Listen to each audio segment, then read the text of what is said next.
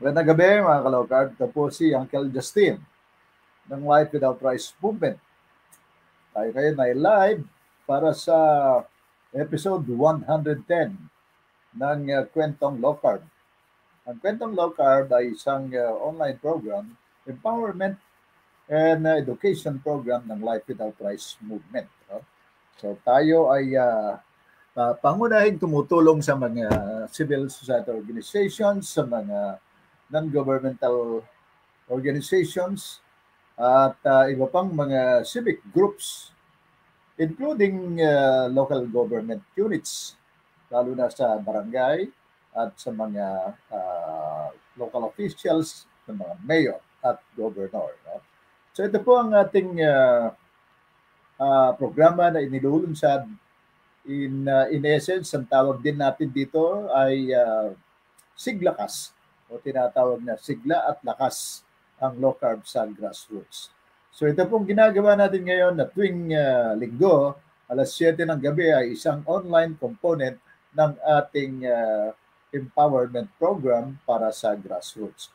Ang ating paksa ngayong gabi, mga ka-low carb, ay ang low carb para sa masa. Posible ba ito?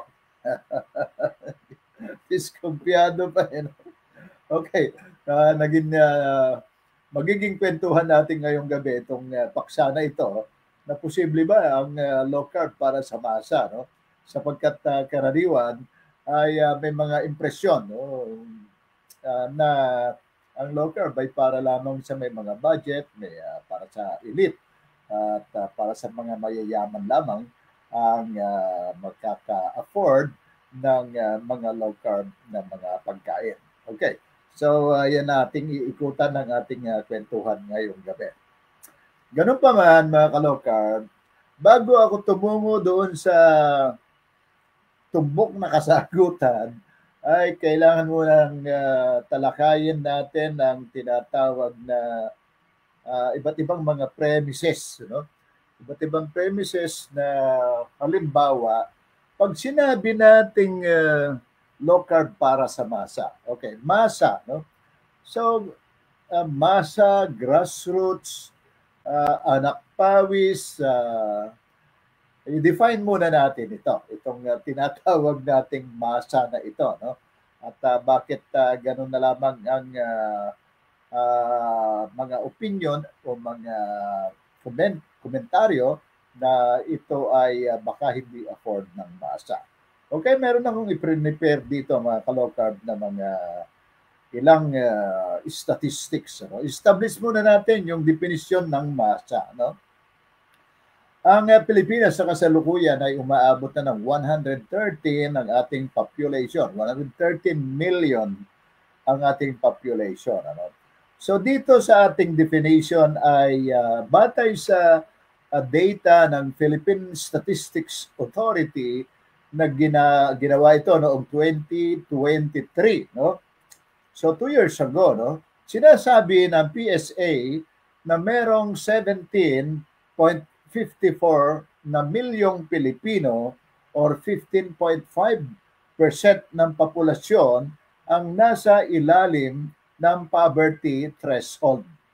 Ibig sabihin yung poverty line ay itong tinatawag na PSA na 17.54 million Pilipino ang nasa ilalim ng poverty line. Yun yung poverty threshold. No? So yun ang kwenta ng PSA. That was 2023. At itong threshold na ito, ibig sabihin, ay meron lamang budget ang mga pamilyang ito na kalakhan ay nakatuon lamang sa kanilang mga pangunahing pangangailangan tulad ng pagkain, tulad ng para sa pabahay o renta sa bahay, para sa kalusugan, para sa edukasyon. So basically, yan ang mga budget na pinaglalaanan ng mga pamilya, no? Mga basic necessities ng pamilya, no? So isipin natin, 17.54 million ang nabubuhay sa poverty threshold. Hindi siya lumalagpas doon. Very basic ang kanyang mga pangangailangan. So, kung batay doon ang ating definition, 17 million, sabihin natin 18 million ang mahihirap, ang masa. Yun ang grassroots. Okay. Subalit merong pasubali ang Ibon Foundation. Ang Ibon Foundation ay isang NGO na research NGO ito, at ang kanilang opisyal na datos ay sinasabing hindi sapat, masyadong mababa ang data na Philippine Statistics Authority, no? Sapagkat para sa kanilang data ay merong 6 hanggang 7 na Pilipino sa bawat 10 Pilipino at ang mahirap, no?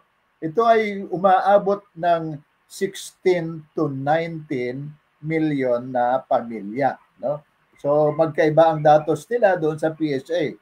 17 million sa PSA, sa Ibon Foundation ay mayroong at least mga 19 million na pamilya. Ito ay umaayon naman doon sa SWS survey, doon sa pagsusuri na ito ng Ibon Foundation. So, dalawang datos ang pinag-uusapan natin dito, mga Kalokarb, ano? 17 million, 17.54 million ang datos ng PSA at ang Ibon Foundation ay mayroong 19 million. Okay. Ating data, pag-establish ng data, gumit na tayo, no? So, 15 tsaka 19, ilagay natin doon sa 17. Okay? So, ang ating gagamiting data ngayon, sa definisyon ng masa ng mahirap ay 17 million. So, yun yung ating pinag-uusapan ngayong gabi dito sa ating, for reference purposes, dito sa ating kwentuhan ngayong gabi dito sa Kwentong Lokal. Okay? So, meron tayong 17 million na masa na mahihirap, na grassroots, na nabubuhay doon sa poverty line. Okay. Tignan natin yung kanilang mga pangunahing pinagkakagastusan, itong mga masa na ito na tinatawag nating nasa bubuhay sa ilalim ng poverty line. Ano? Unahin natin yung kanilang gastos sa kalusugan. Ang ating data naman dito ay okay, number 1, yung tungkol sa mga mamamayan na may sakit na diabetes. Ito yung ang gastos ng mga pasyenteng diabetic, particular doon sa outpatient care, ay umaabot ng 36,000 to 132,000 bawat taon. Ito ay gastos nila para sa gamot, pagsusuri, konsultasyon, at kung may mataas na complications, diabetic ulcer or gangrene, yung mga sugat nila ay mas mataas pa, no?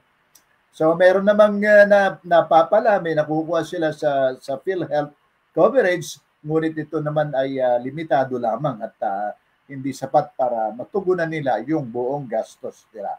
Okay, 36 to 132,000 per annum.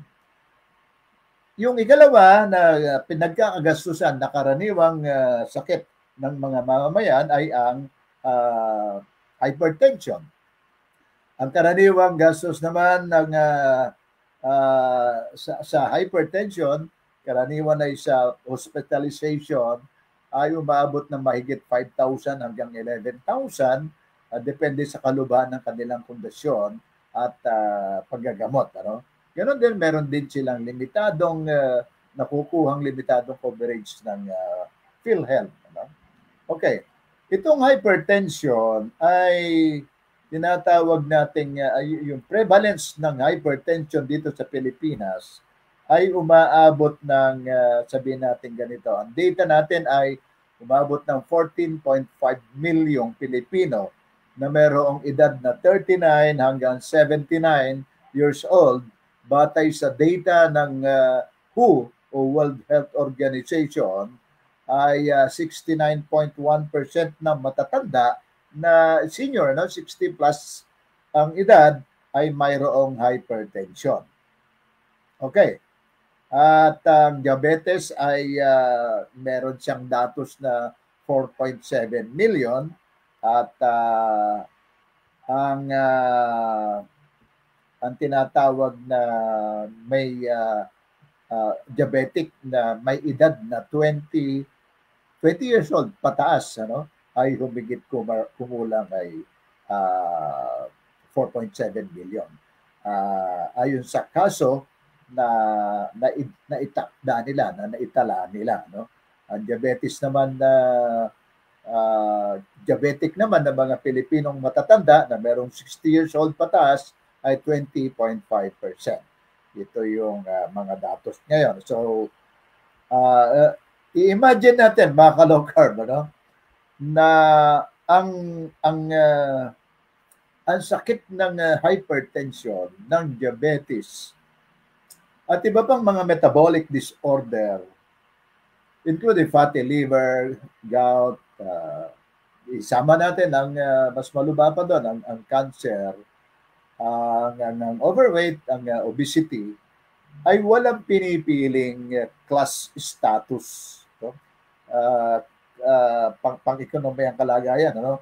Kasi hodang ikaw ay isang negosyante, ikaw ay middle class, ikaw ay living below the poverty line, ika nga, yung dinidiscuss natin kanina na 17 milyong Pilipino, kay manggagawa ka, kay magsasaka ka, kay fisher folk, mangingisda ka man, kargador ka man, sa terminal ng bus o kaya sa pier, umaabot sa atin ang sakit ng hypertension, ng diabetic, at ng iba pang mga metabolic disorder.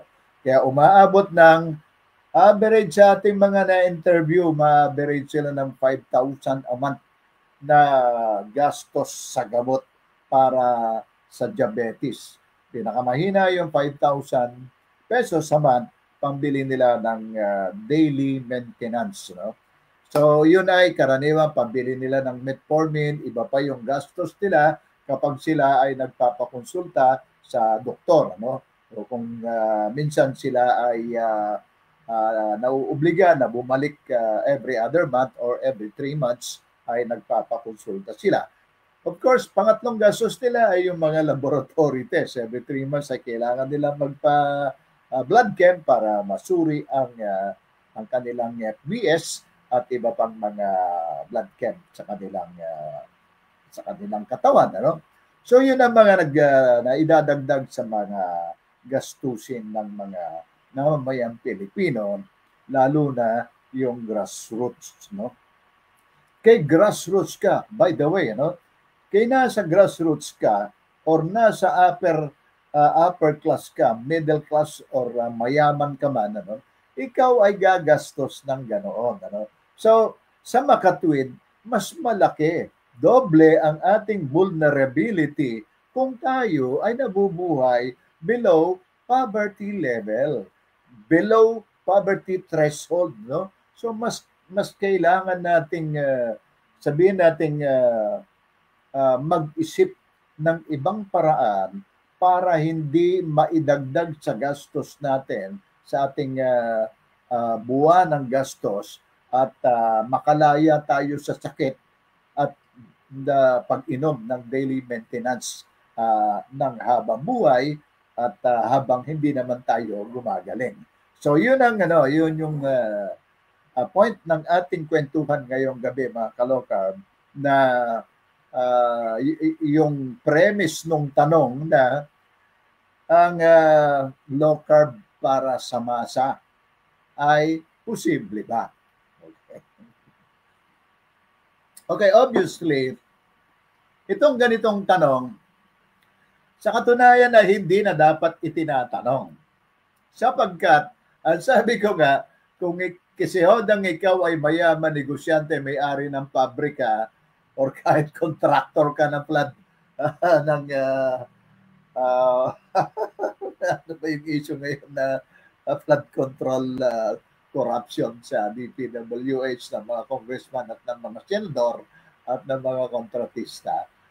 Sila ay may mga hypertension, marami sa kanila ay obese, marami ang high blood. Ano? Ganon din ang nararanasan ng mga nasa masa, nasa ilalim ng poverty threshold. So, Dahil itong mga kontratista na ito, itong mga magnanakaw na ito sa gobyerno, ay marami silang pondo na pambayad ng kanilang mga gamot at pagpapa-ospital, walang puknat ng kanilang pagkain ng carbohydrates, ng high carb, at dahil sa meron silang pangustos. Pero may nga lang ang kanilang buhay. Ano? So sa atin na nabubuhay below poverty level, mas kailangan natin, mas malaki ang vulnerabilidad natin at therefore kailangan natin gumawa at mag-isip ng pamamaraan. So yung tanong kanina na ang low carb sa masa ay posible ba? Sa halip na ganon ang katanungan, gawin nating posible ang low carb para sa masa. Okay. So nagsisip na tayo ng context mga ka-low carb, ano? Sapagkat inagdag ko yung sabihin natin ano ba ang umiiral na sistemang pangkalusugan sa kasalukuyan dito sa ating bansa. Ano ang Philippine anong healthcare system sa ating bansa, no? Okay. Magbigay ako ng ilang datos muna dito sa ating healthcare system sa Pilipinas. Ang DOH ang pangunahing nangangasiwa para sa kalusugan ng mamamayang Pilipino, ang Department of Health. Ano? So batay sa General Appropriations Act ngayon 2025, merong budget ang DOH na natanggap na 217.75 billion pesos. Yun ang pondo, no, for 2025 lamang. Ano? Ulitin ko, 217.75 billion pesos ang pondo ng DOH. Subalit, ang kalakhan ng mga ng pera na yan, ang pagkakagastusan ng pera na yan ay para sa kanilang operasyon, daily operation, kanilang pagsweldo, at mga health projects. No? Yon. Ang mga ito ay nakatuon yan sa maintenance ng kanilang opisina, personnel, mga capital outlay, at maliit lamang ang nakalaan para sa preventive care. Ano? Tawag dito, lip service, ano? Maliit na porsyento lamang dito sa pondo na ito na 217 billion ang nakalaan para sa preventive care at lifestyle intervention. Halos wala or hindi mo maramdaman. Kung itatanong nga natin sa bawat barangay ay kung meron bang nakikita mamayang Pilipino, lalo na yung grassroots, na meron bang preventive care o lifestyle intervention sa bawat barangay center na sa kanilang mga lugar. Ang karaniwang sagot ay wala, hindi maramdaman. Okay. Yun ang datos ng pondo na ginugugol ng gobyerno para sa kalusugan ng mamamayang Pilipino. Sa laki ng pondo na yan ng DOH, wala naman kinalaman yan doon sa tinatawag na ganito. In the main, ang orientation ng Philippine healthcare system ay hindi preventive. No? Hindi preventive. Walang component ng prevention ang programa, ang healthcare system ng Pilipinas. Ang number one orientation nila ay profit-driven rather than people-driven. No? Nakatuon ang sistema sa pagbili ng gamot at ospital, pagpapa-ospital ng mga pasyente, hindi preventive care. Ang medication-based na solution ang inuuna nila, hindi lifestyle intervention tulad ng low carb halimbawa. No? Okay. Masyadong maliit ang preventive healthcare budget kung meron man, at halos walang budget ang DOH doon sa nutrition, lifestyle education, o kaya mga preventive programs. No? Okay. nakatuon ang treatment doon sa maintenance kaysa preventive healing, no? Ayaw nilang magpalaganap ng prevention dahil nakatuon sila doon sa treatment at patuloy na pag-inom ng maintenance. Okay, kaya naman ang masa, no, ang mahihirap na mamamayang Pilipino ay napipilitan na gumastos sa maintenance medicine imbes na preventive at nutrient-dense food ang kanilang pagkakagastusan. Okay. Bakit nagkaganon, mga kalokad? Okay. Unang-una na, nung tayo ay ipanganak tayo, no, hanggang sa nagkaisip, ang nakagisnan na natin na balangkas or orientation ng healthcare system ay pag-inom ng maintenance o pagpapa-ospital. Wala tayong natutunan o hindi itinuro sa atin ang preventive healthcare. Walang ganoon. Sapagkat binanggit natin na 17 milyong Pilipino ang nabubuhay sa karalitaan, ang masa, ang grassroots, natural sa kanila na maghanap ng alternatibong paraan. At ang karaniwang alternatibong paraan na nakikita nila ay humahantong ang masa, ang grassroots, doon sa tinatawag na herbal medicine. So, kung ano-anong mga dahon ng herbal ang kanilang inilalaga at iniinom. Dahon ng malunggay, dahon ng oregano, dahon ng guyabano, dahon ng bayabas, lahat ng mga dahong herbal. At nagiging herbal yon sa kagustuhan nilang mabawasan ang kanilang gastos doon sa sakit sa bato, sakit sa uric, sakit sa puso, high blood, sa kanilang mataas na blood sugar level. Yun ang kanilang hinahanap na mga alternatibo. Bagamat sila ay umiinom ng mga herbal na pamamaraan, hindi naman gumagaling, hindi naman bumubuti ang kanilang kalagayan, ano? May pansamantalang pagbuti, pero yung long range, yung long term na situation, na health situation nila ay hindi nawawala ang kanilang hypertension sa nakalipas na 10 taon, 20 years. Kaya dalawa ang kanilang iniinom. Umiinom sila ng daily maintenance, halimbawa losartan kung sila ay high blood, tapos umiinom din sila ng kung ano-anong mga dahon, guyabano halimbawa, o kaya dahon ng malunggay, moringa tea kung tawagin nila. So yun ang kanilang mga iniinom at hindi naman bububuti, hindi naman nalulunasan ng kanilang kalagayan. Ano man ang sakit nila, mga kalokab, naghahanap ang masa, ang grassroots ng alternatibo sapagkat ayaw din ng masa, ng grassroots na manatiling uminom ng daily maintenance. Alam nila na ang kalaunan sa kanilang pag-inom ng ganitong mga synthetic and chemical-based na mga gamot na ibinebenta at nirereseta ng kanilang mga doktor ay lilikha ng panibagong sakit sa kanilang katawan. After 5 years, ay madadagdagan ng another complication, another gamot. After 10 years, panibago na naman sakit. After 20 years, hindi nababawasan, sa halip ay nadadagdagan ang mga komplikasyon, ang mga sakit ng masa. Itong 17 milyong Pilipino na ito na binabanggit natin.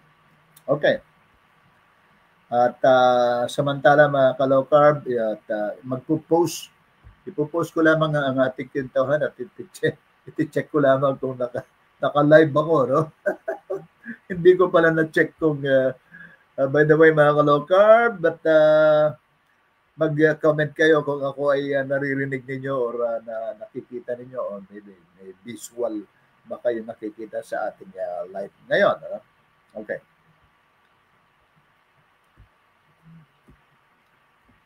Okay. So, yun ang ating kinukwento mga kalokar. Ulitin ko.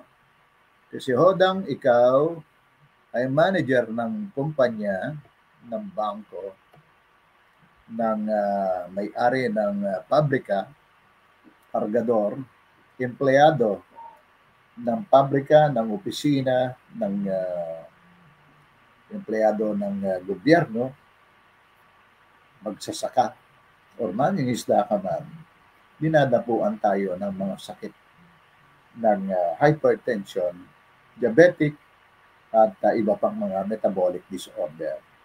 At tayo ay lagi naghahanap ng alternatibo.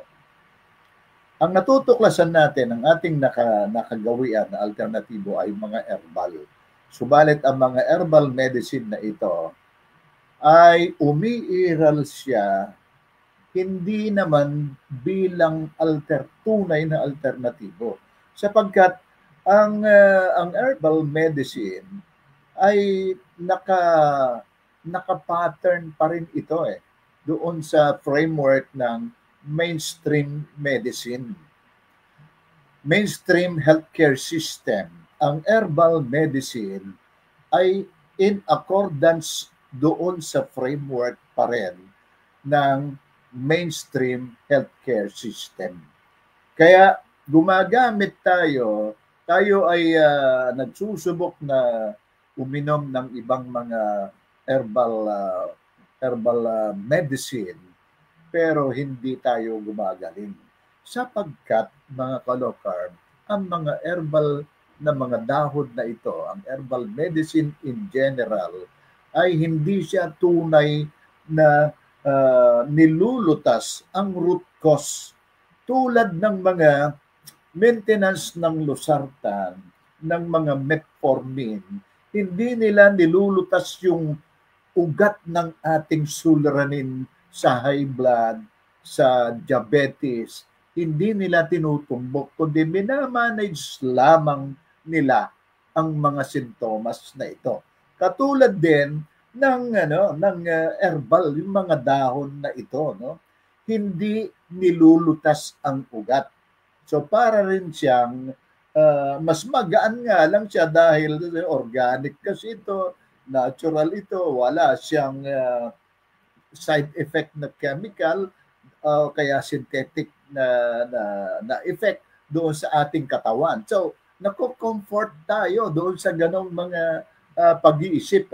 Subalit hindi nalulutas ang ating suliranin. At ang pinakasuliranin ng lahat ng mga karamdamang ito ay ang mataas na insulin. Yung insulin spike, yung tinatawag na insulin resistance, ang ugat ng ating mga metabolic disorder sa tagal ng panahon na tayo ay kumakain ng kanin, ng pansit, ng tinapay, ng ramen, ng noodles, ng spaghetti, ng french fries, ng burger, ng tinapay, lahat ng klase ng tinapay at lahat ng kulay ng tinapay ay kinakain natin. Pag meron pang matatamis na mga inumin, mga cookies at mga fruit juice, ang lahat ng ito ay nag-contribute, araw-araw ay nag-contribute sa ating mataas na insulin. At yun yung tinatawag na habang tayo ay kumakain ng kanin ng matatamis, ay tumataas ang ating insulin. Sa makatuwid, ang ugat, ang pinakaugat ng ating suliranin sa diabetes, hypertension, obesity at overweight ay ang mga carbohydrates na ito na nagpapataas ng ating insulin. Mga kalokarb, ulitin ko, walang ibang paraan kundi alisin yung nagpapataas ng insulin at ito ay para maging insulin sensitive tayo. Okay. At ang kanin Ang prutas na paborito nating, let's say, saging o kahit na saging saba, ang pandesal araw-araw tuwing umaga ay hindi siya nagpapababa ng insulin. Siya ang dahilan kung bakit tumataas ang ating insulin. Okay. Dahil ang ating gustong malunasan ay gusto ang suliranin na kinakaharap ng mamayang Pilipino, lalo na yung nasa grassroots na tinutukoy natin, kailangan natin gumawa ng isang makabuluhang hakbang. Ito yung tinatawag ko na hindi sasapat ang mindset setting, Hindi sasapat iyon. Yun ay pansamantala lamang. Isang tactical purpose lamang ang makakamit natin doon sa mindset setting. Ang mahalaga sa atin, mga ka-low-carb, ay distrongkahin natin. Baguhin natin ang ating pananaw, ang ating framework. Framework, ito yung balangkas, Ang framework ng ating healthcare system ay ipagpatuloy ng mga pasyente na uminom ng mga daily maintenance. Magpa-ospital at uminom ng daily maintenance. Yan ang orientation, yan ang nature ng healthcare system. Okay. So yung framework na sinasabi natin ay nakabatay doon sa sistemang umiiral ngayon. Yakap-yakap natin ang sistemang yun. At para makawala tayo doon sa yakap natin sa sistema na yan ng healthcare system, dapat nating kumawala. Dapat tayong kumawala at lumabas doon sa sistema na yan. At yun ang tinatawag ko na framework. Dalawa ngayon ang framework na umiiral na dapat nating pagpilian. Yung framework ng mainstream healthcare system at ang framework ng tunay na preventive, holistic na paggagamot sa ating mga karamdaman. At yun ang low carb. Okay. Pag-ibahin natin, dagdagan ko yung pag-iiba sa dalawang framework na yon. Ang framework ng mainstream healthcare system para sa pag-aalaga nila ng pasyente ay number 1, painumin sila ng lahat ng klase ng daily maintenance na isang maintenance kada sakit. Isang maintenance medicine para sa mataas na dugo, isang maintenance medicine para sa blood sugar, isang another maintenance medicine para sa fatty liver, another maintenance para sa iyong uric, another maintenance doon sa kanilang panibagong inimbentong mataas ang cholesterol mo, therefore magbibigay sila ng another reseta at iinom ng maintenance. On the average, ang mainstream healthcare system ay paiinumin ka ng 5 na daily maintenance. Okay. Yun ang framework, yun ang orientation ng mainstream healthcare system. Liban doon, mga ka-low carb, kailangan mong kumain, sasabihin nila, ng tinatawag na balanced diet. At ang kanilang definisyon ng balanced diet ay kailangan mong kumain ng rice, ng tinapay, ng noodles, ng prutas, at huwag kang kakain ng matataba. Aalisin mo huwag kang kakain ng madalas ng karne, lalo na yung red meat, at huwag kang kakain ng madalas ng itlog, lalo na yung pula ng itlog na yan, at ng mga mantika na yan, ng lard, ng tallow, ng coconut oil, huwag kang gagamit yan. Ang gamitin mo ay itong canola oil na bagay lamang sa mga engine ng mga industriya. So yun ang kanilang orientation. Parang yun yung laman, yun yung content ng kanilang mainstream healthcare system. Pansinin nyo, mga ka-low carb, kabaliktaran yon ng isa pang framework na binabanggit ko. Ang framework naman ng low carb living, itong lifestyle na ipinapalaganap natin. Ano?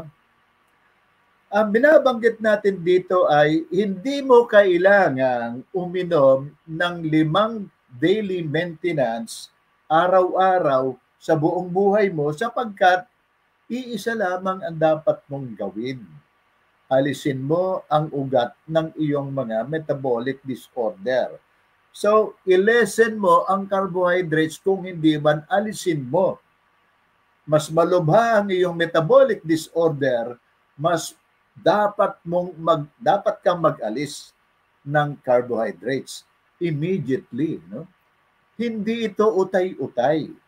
Dahil habang inuutay-utay mo ang pag-alis ng kanin, ang pagkain ng kanin sa araw-araw, pinoprolong mo lamang ang iyong agony, ang iyong sakit sa hypertension at mataas na blood sugar.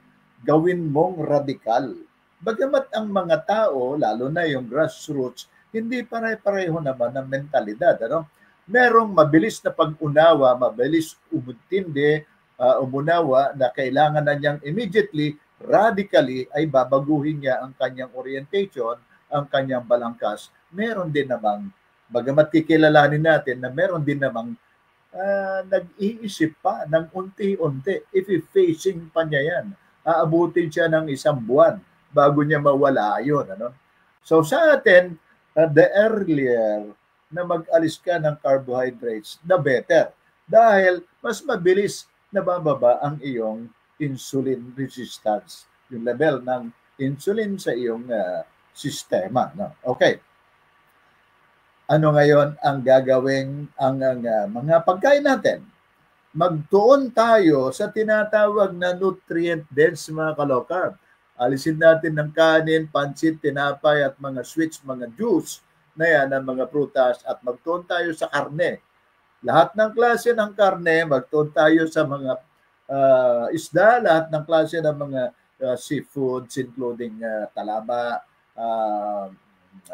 mussels, crabs, alimango, alimasag, hipon, lahat ng mga seafoods at itlog, lahat ng klase ng itlog including balot, ano? At yun ang tinatawag na healthy source ng ating protina. So kailangan nating lakasan, lakihan, damihan, maging sapat ang ating kinakain na protina sapagkat yun ang ating mga tinatawag na building blocks ng ating muscle. Ano? Ang lahat ng mga 9 amino acids na kailangan ng ating katawan ay nasa mga karne na yan at itlog. Ano? Ang isa pa ay ang healthy fats kung tawagin. Ang healthy fats ay maaaring makuha natin mga ka-low carb doon sa lahat ng mga number 1 ay mga fatty meat. No? At ang mainstream sasabihin sa iyo ay huwag kang kakain ng matataba na karne. So pipiliin mo ang lean meat lamang. Ano? Sa atin, hindi po. Kailangan na piliin natin, mas mabuti may kasamang taba. Yun yung fatty meat. Kung sa baboy yan, pinakamatabang bahagi ng baboy ay ang belly, yung pork belly, yung liempo. Yun yung pinakamataba. No? Around 55 to 60% niyan ay healthy fats. Talo, lard ang laman ng belly, no? Pork belly. Ganon din ang ating gamit sa pagluluto, sa paggisa, sa pagprito, sa halip na canola oil at mga vegetable oil ang ating gagamitin ay dapat yung tallow, lard o kaya coconut oil ang ating gamitin sa araw-araw. So ito ngayon ang tinatawag ng low carb movement mga taga-subaybay na fat and protein. Sapagkat ang sinasabi natin, batay sa mga turo ng ating father of medicine na si Hippocrates, ang sabi niya ay let food be thy medicine. At ang tinatawag niyang medicine na food ay itong mga nutrient-dense food. Ang karne, ang isda, ang itlog, ang mga healthy fats, ito ang medicine. Ito ang lilikha, nagsisilbing medicine sa ating sistema at kapalit ng mga dati nating nakagawian ng mga pagkain. Okay. So yun mga ka-low-carb, yung dalawang framework na sinasabi ko. No? Framework ang tinutumbok natin dahil yun ang nag-bind, yun ang tumimo, na-inculcate no? Sa ating isipan. No? Simula pagkabata hanggang sa tayo ay magkaedad. Kung tayo ay 60 years na ngayon, edi 60 years na umiral yung framework ng maling healthcare system na natutunan natin. So, kailangan nating bakbakin yun, distrongkahin yun para makalabas tayo doon. Magagawa lamang natin yun kung i-empower natin ang ating sarili.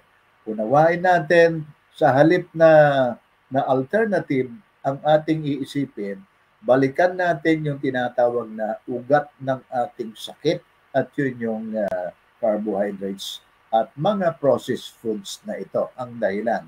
Kung aalisin natin, ipapalit natin ang tinatawag na nutrient-dense food dahil ito ang mga healing food na ka-low-carb. Kung tayo ay umiinom ng 10 years, ng 20 years ng mga daily maintenance, subalit hindi naman gumagaling at bumubuti ang ating kalusugan, di gawin natin itong low carb.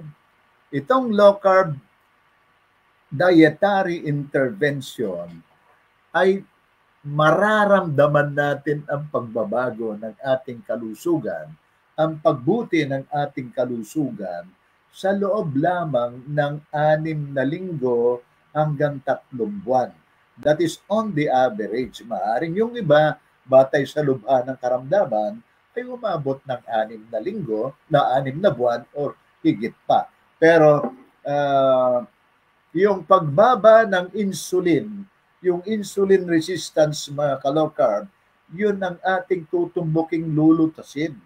At sa loob ng 6 na linggong binabanggit ko na yan, ay magiging sensitive yung ating insulin sa ating katawan. Habang hindi nagiging insulin sensitive ang ating sa ating sistema, ay hindi magaganap, hindi mangyayari ang healing. Habang tayo ay kumakain ng kanin, kesehod kalahating cup lamang yan, 2 kutsara yan, kalahating pandesal yan, hindi gagaling, hindi magsisimula ang healing. Mangyayari lamang ang healing kapag na-stabilize na natin ang tinatawag na ang ating insulin ay naging insulin sensitive. Habang mataas yan, hindi magaganap ang healing. At ang healing na binabanggit ko mga ka-low carb, instead na umabot kayo ng 10 years, ng 20 years, yun yung 6 weeks to 3 months. E di gaano na lamang na mag-focus ka at magtuon doon sa 6 weeks hanggang 3 months na clean low carb ang iyong i-practice. Huwag mong sasayangin ang oportunidad mo na ikaw ay kumain ng low carb. Okay. Ngayon, doon sa usapin naman ng paano ako kakain ng low carb ang mga kinakain nakikita ko nakapost doon sa social media mga steak, mga T-bone, mga sirloin, mga red meat, mga crispy pata. Ayun ang mahirap mga ka-low carb. Para i-interpret natin na ang low carb ay nakabatay sa steak, nakabatay sa crispy pata. Maraming tinatawag na mura, subalit nutrient-dense na mga pagkain na abot kaya ng masa. Okay. Sabihin natin ganito, ang mas mahalaga kasi hindi yung pagkain hindi yung magkano yung pagkain. Kaya inuna ko yung tinatawag na framework. Kailangan mabakbak muna yung dati nating kamalayan, yung dati nating orientation at pananaw na nakagisnan. Kailangan nating baguhin yon. Hindi usapin yon ng mindset. Hindi ilamang mindset kundi framework. Dahil ang mindset ay nag-ooperate siya sa loob ng framework, not the other way around. Kaya ang tutubukin natin, ang unahin nating maging lulutasin natin ay ang ating framework mismo ng pag-arap sa kalusugan. Okay. Ang mindset ay, that is tactical. Yun ang iyong mga ano ang ating ihahandang lulutuing low carb ngayong first meal, anong low carb meal ang aking isusunod, iyon ay mga mindsetting. At hindi yon ang ating nilulutas, kundi yung framework. Okay, malinaw yon mga kalokab. Nag-post tayo, ako ay mayroong ipinost noong January, itong taon na ito, ng 100 na klase ng low carb na pagkain. 100 na, 100 menu, no? Yun ay sasapat naman para sa pangangailangan natin. Kanina nag-post ako ng isang halimbawa ng budget meal, ano? Yung Adidas, adobong Adidas o kaya steam na Adidas, yung chicken feet, ano? Yan ay mayaman sa protina o collagen, lalo na yung collagen yan. At yun yung kailangan natin. Isa sa mga pangangailangan ng ating katawan, ano? Ang isa pa na ipinost natin karaniwan ay yung itlog. Maaari tayong kumain ng minimum na 4 na itlog hanggang 8 itlog o higit pa. Depende sa ating build ng ating katawan, ano?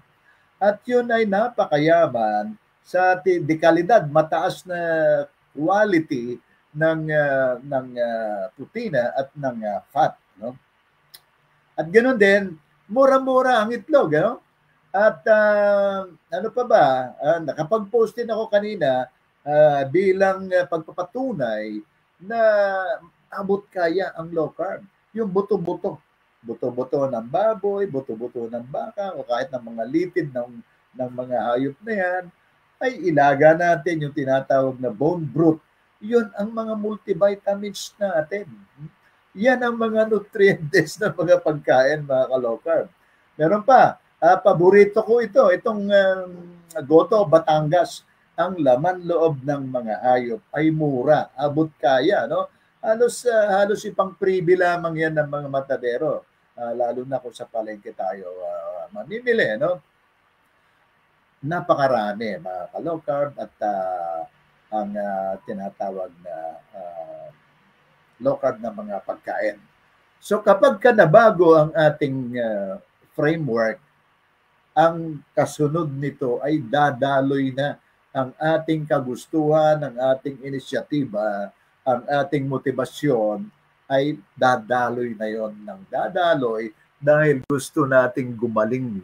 Ayaw nating madagdagan ng another 5 years ang ating pag-inom ng losartan at ng metformin. At gusto nating lumaya at tumigil na doon sa pag-inom ng mga daily maintenance na ito at walang landas na ibang madadaanan tayo para lumaya dito mga ka-low carb, kundi ang low carb lifestyle. Okay. Hindi ko alam kung nakakasunod ang mga ka-low carb natin sa ating kuan at sa ating live, ano? I think ako naman ay naririnig, ano? ng ating mga taga-subaybay ngayon at okay. So ang tinatawag, ang binabanggit ko dito mga ka-low carb na hindi na lamang usapin ito ng kaya ba ng mamamayan, ano? Ang mamamayan sa grassroots living below the poverty line, ay dalawa ang kanilang pagnanais na hakbang.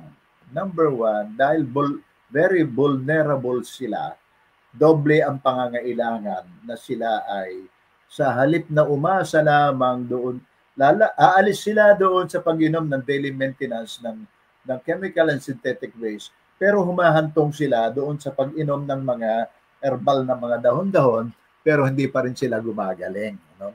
Hindi sapat yun dahil framework ng mga ganyang herbal ay mainstream healthcare system pa rin. Kailangan nating lumabas doon sa balangkas, doon sa struktura, doon sa sistema. Kailangan nating ialis yung ating mga pananaw doon sa ganyang nakagisnan natin at likhain natin, yakapin natin itong pamamaraan na tunay na magpapalaya sa atin doon sa dependence ng daily maintenance at paglaya doon sa sakit. No? Ito ay magsisilbing tinatawag na hindi na lamang ito dietary intervention, kundi humahantong ito doon sa ating pagyakap doon sa tinatawag na low carb lifestyle. Ang ating wellness at longevity ang ating higit na pinapahalagahan dito. No? Kaya sa long term ay sa 6 na linggo hanggang sa 3 buwan na hindi na tayo iinom ng gamot ng daily maintenance for the rest of our lives na yon. So matitipid. Yun na yung matitipid natin. Yun na yung magiging matiwasay ang ating paggising kinaumagahan, hindi na masakit ang tuhod because of gout and uric, hindi mataas ang ating vertigo, ang ating blood sugar, ang ating blood pressure, at bumaba ang ating timbang kaya mas maliksi, no? At mas maganda ang ating pakiramdam, at tumutugma ang ating timbang doon sa ating taas. Ano? So generally ay nalilikha ang panibagong katauhan sa atin. Ano? Nare-restore at naibabalik yung ating dating sigla ng ating kabataan. Ano? At safe to say, umabalik yan ng halos on the average 20 years na nare-restore ang iyong kalusugan dito sa low carb lifestyle, mga ka-low carb. Ano? Kesa naman, ikaw ay nananatiling nagdurusa sa iyong mga sakit. Ano? Okay. Ang susi dito, mga ka-low carb, ay education at empowerment. Kaya naman, ang Life Without Rice movement ay tinatawag na nakikipag-ugnayan tayo sa mga civil society organization sa grassroots, yung mga organisasyon sa grassroots, sa mga barangay, sa mga komunidad, tulad ng mga senior citizens organization, ng mga women organization, lalo na yung mga solo parents association, ano? Sa bawat barangay sa buong Pilipinas, I'm sure ay merong nakatayo na ganito, no? At ganun din, ano? Kailangan nating likhain, ano? Likhain ang ating environment, ano? Ang ating kapaligiran na sa loob ng ating pamilya. Magsimula sa atin na unawain natin itong preventive and holistic na healthcare sa ating sarili at sa ating pamilya, at magiging nakabukas ang Life Without Rice movement sa pamamagitan ng inyong lingkod para sa matulungan ng mga organization sa grassroots, sa ibaba. No? So ganito ang ating ginagawa, karaniwan, mga ka-low carb. Kung meron kayong organization sa inyong mga barangay, sigurado ko, let's say ganito, no?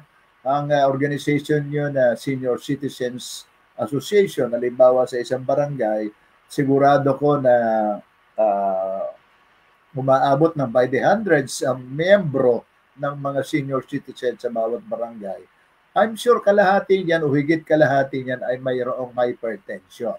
Sigurado ko ang lahat ng yan ay umiinom na ng mga daily maintenance. Kung ganon, kung pwedeng tumulong ang Life Without Rice movement para ituro, no? Mag-coach at magbigay ng health forum, orientation at pagtalakay kung paano ipatutupad, paano gagawin ang low carb living doon sa inyong mga miyembro na nagdurusa ng hypertension, ng diabetes, ng fatty liver, overweight or obesity sa inyong mga lugar. Ganon din ang mga solo parents association, lalo na't wala na kayong katuwang sa paghahanap buhay, ay dagdag na pa sa atin, burden sa atin ang gastusin sa mga nanilikha ng metabolic disorder. So yun ang ating may tutulong sa bawat organization. Maturuan sila, ma-empower sila na maunawaan ang low carb dietary intervention. Sa atin ay hindi tayo magsisimula doon sa mahal. Ano? May mga mahal na source ng protina at ng fats, pero marami ring mura na source ng fat and protein, katulad ng binanggit ko na kanina. So hindi pa natin, hindi ko pa isinasama dito yung iba't ibang mga low carb na mga vegetable, na mga gulay na maaari nating isama sa panimula doon sa ating transition para sa daily na pagkain sa low carb. Okay. So ang katangian ng ganitong partnership na ni-offer natin ng Life Without Rice Movement ay community-based intervention. Makikipag-partner ang Life Without Rice Movement sa isang association sa lugar na yan, at yun yung tinatawag na community-based intervention, at para may promote natin doon ng nutrient-dense, low-cost na mga pagkain, budget-friendly na mga pagkain low carb para sa mga miyembro ng mga organization na yan. Mataas ang quality, ang nutritional content, ang protina, pipili tayo ng mga pagkain na mataas ang quality ng protina, katulad ng itlog at iba pang mga low carb na pagkain na abot kaya ng masa. No? So muli, walang ibang babaguhin. Hindi tayo makakarating doon sa pagyakap ng low carb hanggat hindi nababago ang ating framework. Muli, babanggitin ko, ulit-ulitin ko, ang nakagisnan nating sistema na inilako, na natutunan natin sa mainstream healthcare system, ang dahilan, ang naghahadlang sa atin para maghanap ng patuloy na lunas, ng tunay na lunas ng ating kalusugan, ng ating hypertension, ng ating diabetes, at ng iba pang metabolic disorder. So kung mawala tayo doon sa orientation na yan, sa balangkas na yan, sa framework na yan, at yakapin natin ang panibagong orientation, ang panibagong struktura, ang panibagong sistema, ang panibagong framework. So dalawang framework na yan. Umalis ka sa isa at pumasok ka sa isa pa. At yun ang framework ng low carb, high fat diet. Aalisin mo yung high carb, low fat diet. Okay? So yun mga ka-low carb, ang ating maikling kwentuhan ngayong gabi. At maraming salamat sa inyong pagsuporta at pagsubaybay ngayon. At i-anunsyo ko mga ka-low carb na available na ang pre-order ng isa pang ebook ni Uncle Justin, ang intermittent fasting for beginners. Ito ay ebook na nagsisilbing practical na gabay para sa mga baguhan na nagpa-practice ng low carb. Sapagkat ang intermittent fasting ay isa sa mga tool ng low carb movement para sa mabilis na paggaling ng ating mga metabolic disorder. At ito ay batay sa pag-practice natin ng low carb dietary practice, ay isusunod natin yung practice naman ng intermittent fasting. At bahagi yan ng tinatawag nating pillar ng wellness at ng longevity. Kabilang dyan ang pangatlo na pillar ng wellness and longevity, ang exercise. Ang pangapat ay ang pagpapaaraw, araw-araw, at ang panglima ay ang di kalidad, mataas na di kalidad na pagtulog, at iwasan ng pagpupuyat. Okay. So, muli maraming salamat sa inyong pagsubaybay ngayong gabi. Dito na natin tatapusin ang ating kwentuhan. Ang oras ngayon ay alas 8 na ng gabi. Ito po si Uncle Justin. Maraming salamat sa inyong lahat. At hanggang sa susunod na talakayan natin sa susunod na linggo, I think ito ay kasabay ito ng ating hindi pa, ang ating susunod ay sa 21, sa 28 ang ating launching ng intermittent fasting for beginners ebook. Magandang gabi sa inyong lahat. Maraming salamat at